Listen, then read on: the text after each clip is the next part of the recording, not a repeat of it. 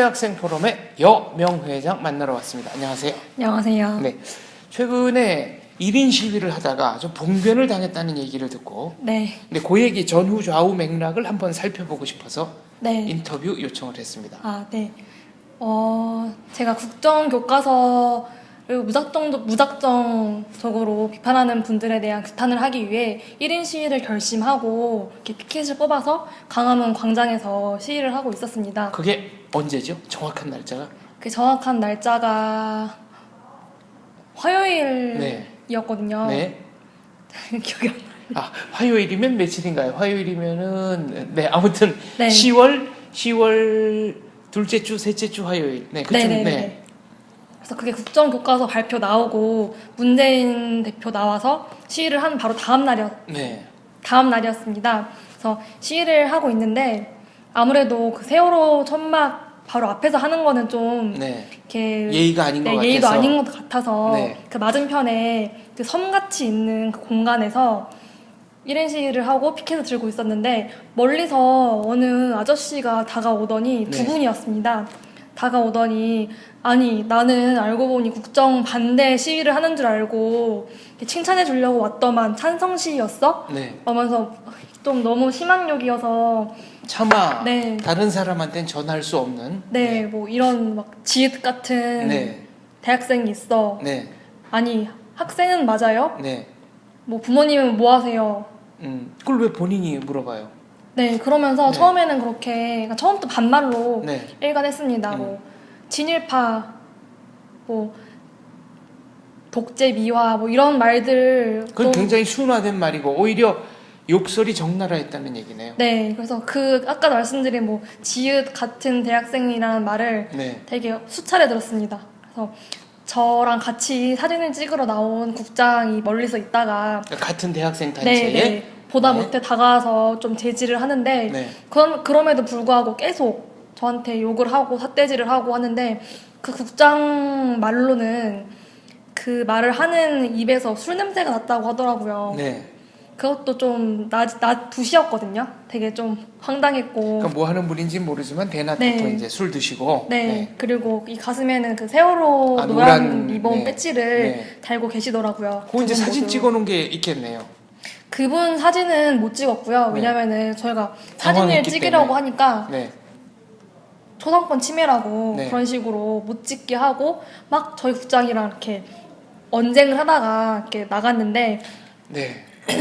아니 그러면 본인 초상권 침해되는 거는 문제가 되는 거고 이렇게 와가지고 욕설을 하면서 남을 모욕하는 건 괜찮은 겁니까? 본인은 그분 논리대로라면 본인한테는 남을 모욕할 권리가 있다 이런 겁니까?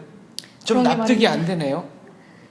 그렇게 세월호 리본이라는 이렇게 희생자들을 추모한다는 마음가짐을 갖고 살아가는 분이 자신과 다른 생각을 가진 대학생이 그것도 자기보다 한 20살 정도 어린 여자 대학생한테 뭐 그런 심한 욕설을 한다는 것 자체가 저는 그 사람이 너무 위선적이지 않나. 솔직히 이 배지는 무슨 완장처럼 달고 다니는 것이 아닌가 생각을 합니다. 그러니까 뭐 하는 분인지는 모르고. 모릅니다. 그분만이 아니고 여러 사람이 또 와서 상당히 좀 어떤 분은 제가 2시에서 1시에서 3시까지 하고 그다음에 수업을 갔다가 다시 이동해서 5시부터 6시까지 하는데 어느 분이 다가오더니 제 생각에는 좀 교사 같았어요. 왜냐면 학생들이랑 같이 있다가 저한테 다가왔거든요. 오더니 이런 거다가 잡혀가지 않게 조심해요 이러는 거예요. 그러니까 누구한테 잡혀간다는 얘기죠? 경찰한테. 그래서 제가 아니 합법 시위를 하고 있는데 왜 잡아갑니까? 이렇게 좀 세게 나오니까 나는 뭐 그냥 칭찬해주러 온 것뿐이라고 하면서 이렇게 나가더라고요. 그런데 그냥 경찰은 연행하고 시위를 하면 무조건 연행하는 사람이라는 생각 갖고 있는 분이 저는 이렇게 올바른 가치관을 갖고 있다고는 생각을 안 해요. 1인 시위는 국민에게 보장된 권리니까요. 네, 맞습니다. 그래서 저는 그분이 다가온 것도 시비를 걸러 다가온 거라고 생각하고요. 또 아무튼 뉘앙스는 굉장히 시비조였다. 그래서 그날 그러니까 직접적으로 욕설을 들은 거는 그 낮에 있었던 그 분들이지만 오후에 할 때는 그때가 마침 대규모 국정화 반대 집회가 청와대 앞에서 예정되어 있었어요. 네. 그래서 그 조끼를 입은 분들이 와가지고 막 사진 찍고 막 괜히 비웃고 가고 손가락질하고 그러고 가더라고요. 그럼 그런 거를 다 또 한국 대학생 포럼 측에서도 사진으로 남겨놨습니까? 인력이 딸려서 못하는군요. 네, 그것도 그렇고 이게 1인 시위라는 게 네. 이렇게 같이 서 있으면은 그게 1인 시위가 아니라 집회가 돼서 네. 신고도 따로 해야 되고 그렇습니다. 해서 1인 시위를 할 때 만약에 저희 회원들이 같이 가주면은 멀찍이 떨어져서 그리고 신고를 해서 따로 허가를 받아야 네. 되는 거죠. 네. 네. 그리고 아무래도 이 목소리가 소수의 목소리다 보니까 네. 공격하는 분들이 많아요. 그래서 너네 왜 1인 시위라고 해놓고 여럿이 서 있어? 라는 말들도 많이 들어봤고 해서 멀리 있는데 그분들은 사진을 찍을 생각을 못한 게 사실은 비일비재한 일이에요. 제가 그 1인 시위를 딱 이 현대사, 네. 뭐 교육 관련한 문제들에서는 해야겠다 싶어서 한 올해만 3번 정도 딱 했었는데 비일비재한 경우여서 따로 찍을 생각을 못했습니다. 자, 문제는 지금 한대포 여명회장의 말이 사실이라는 전제하에 말씀을 드리자면 국정교과서 제정에 반대하는 분들이 내세우는 가장 큰 명분은 그 가장 큰 명분 가운데 하나는 남과 다른 목소리를 다양하게 내는 게 과연 민주사회 아니겠느냐 이런 거잖아요. 근데 지금 그런 분들이 물론 그 1인 시위할 때 다가와서 욕설을 하고 조금 뭐랄까 비아냥거렸다 그래야 되나요? 좀 안 좋은 얘기를 하고 가신 분들은 뭐 소수겠습니다만 몇몇 분들이겠습니다만 그분들이야말로 다른 사람이 내는 다양한 목소리를 전혀 인정하지 않겠다 이런 거잖아요. 네, 그것도 그렇고 이게 뭐 그런 분들이야 그 시위를 전문적으로 하는 분들 좀 거칠 수 있겠는데 네. 이게 제가 저희 숙명여자대학교에 대자보를 자필로 써가지고 붙였었습니다. 그 시간 그런데- 많이 들어요 생각보다. 네, 제가 네.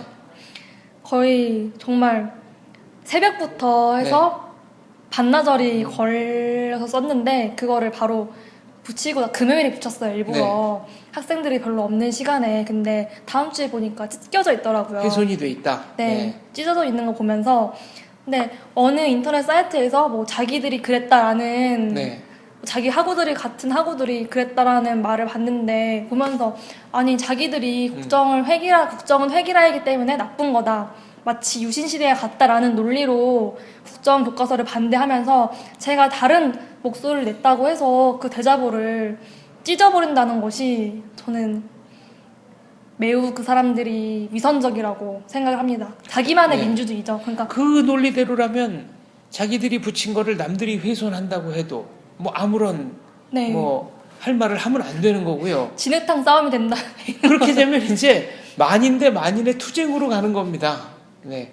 인류 사회가 여러 가지 말하자면 합리적으로 진화해온 것들이 단박에 폐기가 되고, 네. 완전히 물리적 충돌과 물리력과 물리력 사이의 충돌밖에는 남는 게 없는 게 되는 거잖아요. 제가 작년 세월호 폭력 시위가 한참 네. 활성화됐을 때 학내에 세월호 참사 선동 대자보들이 많이 붙었었어요. 네. 제가 그때에도 대자보를 썼던 적이 있었는데 그때는 그래도 그게 온전하게 붙어 있었어요. 네. 몇 주간. 근데 이번 같은 경우는 바로 찢겨지는 걸 보면서 네. 이 역사 문제가 정말로 핵심이구나. 앞으로 계속 이런 목소리를 잃지 말고 내야겠다라는 생각을 했습니다. 연명 대표는 기존의 한국사 교과서에 어떤 문제가 있다고 생각을 했습니까? 읽어봤죠? 네, 많이 네. 읽어봤습니다. 네. 보면은 개인의 견해를 좀 밝혀주세요. 사실은 그 7종이 아니라 6종입니다. 6종 교과서가 문제가 되었던 것이고 사실 많이 수정을 한 교과서들이 있어요. 네. 그 재작년 한참 문제가 됐을 때 천재교육, 두산 이런 교과서들은 개편을 해서 필자도 지필진도 보면은 그 아버지가 역사 전공하셔가지고 이분들에 대해 여쭤보니까 문제 없는 정말 중도적인 중립적인 교수들이라고 네. 하셨는데 지금 미래의 교과서가 문제가 되고 있지 않습니까? 그러니까 보다 보면은 그러니까 물론 딱 학생들만 네. 보면은 잘 몰라요. 그 아이들이 자유민주주의가 뭔지 민주주의가 뭔지 모르지만 보면은 예를 들어서 문제점이 그래서 예를 들면 이제 구체적으로 이런 거 아닐까요?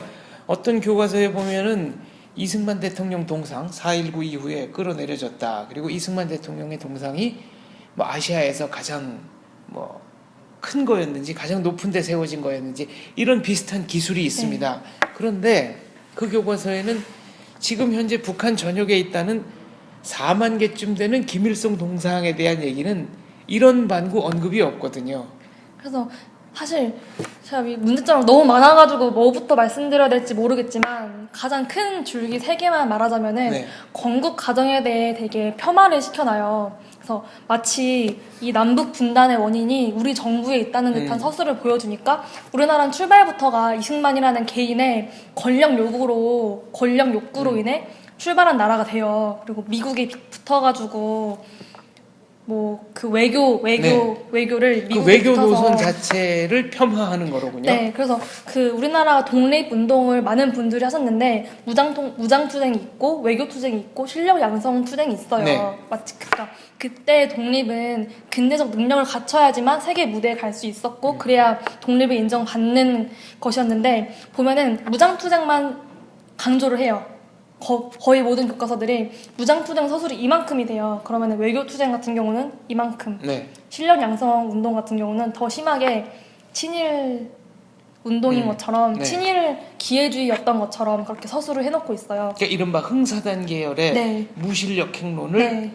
아주 낮게 평가하는군요. 근데 이게 정말 문제가 뭐냐면은 물론 무장투쟁 중요하죠. 하지만 20년대 이후에는 그러니까 30년대부터는 만주에서조차 무장 투쟁을 독립운동가들이 잘 못하셨어요. 네. 게다가 그 자리를 사회주의 운동가들이 절대 독립운동이 아니라 계급투쟁의 일환으로서 그 운동을 했고 그 과정에서 김일성도 그 교과서에서 보천보 습격 사건에 해당하는 네. 거를 보천보 전투, 뭐 대거적인 승리처럼 묘사를 하잖아요. 보면은 학생들은 북한 정부를 수립한 주축 세력은 무장투쟁 독립운동을 했구나. 우린 안 했는데 김일성인 그래도 무장 독립투쟁을 했구나라고 인식이 되니까. 그런 교과서들은 고난의 행군 때 북한에서 수백만의 아사자가 발생한 거 이런 거는 또 거의 기술하지 않았겠군요. 사실 그런 부분은 현대사에 네. 관한 부분이어가지고 기술은 하더라도 좀 줄여서 기술을 네. 하죠. 그리고 웃긴 거는 6.25 전쟁도 요즘 교사들은 잘 가르치지 않아요. 네. 북한이 쳐들어온 거니까. 그래서 교과서를 보면은 미래에는 학살 사건, 네. 그러니까 북한이 인민군이 저지른 인민 학살이랑 남한에서 대한민국에서 벌어졌던 국군이 저지른 학살이 비일비재했다라면서 국군의 학살을 물론 명백한 잘못이긴 하지만 엄청 길게 참고 문헌으로 서술해 놨더라고요. 인민군이 저지른 건 하지 않고 보면은 되게 무섭잖아요. 그런 걸 보면 학생들은 우리 국군이 네. 이랬구나. 미국과 붙어서. 그러니까 마치 역사의 정통성이 북한에 있는 것처럼 네. 기술한 교과서들이 있다고 본인은 생각한다 이런 얘기네요. 네, 사실 네. 저도 무장투쟁만이 가장 옳은 투쟁 방식이었다고 배우면서 자랐고 20살 초반 때는 그렇게 생각을 했으니까요. 네. 알겠습니다. 자, 1인 시위는 헌법상에 보장된 국민의 권리입니다. 그리고 이렇게 1인 시위를 보장한 것은 국민 개개인이 하고 싶은 얘기를 마음대로 하라라는, 말하자면 대한민국은 자유를 보장하고 있는 나라다라는 거에 대한 상징 같은 법조문이라고 저는 생각을 하는데, 그런데 정작 그런 것들을 위해서 운동을 하신다는 분들이 자기와 생각이 다르다고 해서 이런 식으로 와서 언어 폭력을 구사하고 뭐 주정도 좀 부리고 실제로 여러 명이 오면 좀 겁나죠. 네, 한 번 그랬던 적은 있었어요. 네. 여러 명이 둘러싸고 욕을 하고 소리 지르고 그랬던 적도 있었는데 네. 그런 것들이 과연 올바른 시민 의식인가 하는 생각을 다시 한번 하게 됩니다. 다음에는 기회가 되면 혹시 모르니까 1인 시위 갈 때 이렇게 음성 녹음을 사용해서 어떤 분들이 어떤 식으로 욕설을 하는가 이거를 한번 기록해 보는 것도 좋을 것 같습니다. 네, 뭐 그분들을 뭐 법적으로 걸어서 어떻게 하자는 것이 아니라 이 모든 것들이 21세기 2015년 현재 대한민국의 사회상이니까 뭐 그걸 기록으로 남겨서 후대에 또 전해준다는 의미도 있지 않겠어요? 말하자면 미시적인 역사의 일부로서. 아버님이 역사를 전공하셨다고 하니까 연명우 회장도 현장에서 수집하는 역사, 네. 기록으로 한번 남기고 음성 자료로도 한번 남기고 그러면 후대 사람들이 나름대로 정당한 역사적 평가를 해줄 것을 믿어 의심치 않습니다. 오늘 말씀 감사합니다. 네, 감사합니다. 네.